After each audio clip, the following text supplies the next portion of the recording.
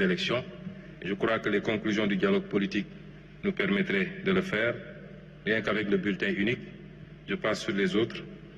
Le plafonnement de la masse salariale dans le secteur parapublic, puisque la loi organique portant sur les lois de finances a prévu le plafonnement, l'inscription chaque année dans la loi de finances, le plafonnement des salaires dans le secteur parapublic et au niveau des institutions et du secteur public. Ça n'a été inscrit qu'en 2021, le décret d'application n'a jamais été pris. Et sur 2026, nous réintégrerons cette mesure qui aura certainement un impact important.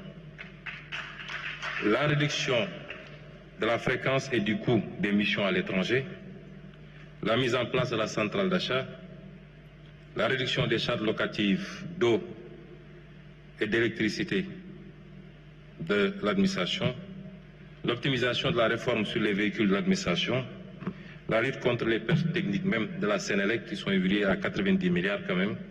C'est autant de mesures qui vont venir abonder cette rubrique et certainement nous permettre de faire des économies extrêmement plus substantielles sur le train de vie de l'État.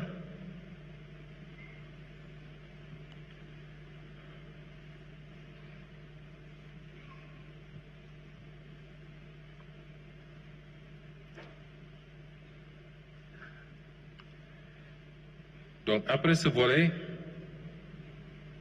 sur le recyclage des actifs, nous nous projetons à 1519 milliards. J'ai parlé des actifs détenus par CGA, par SOGEPA.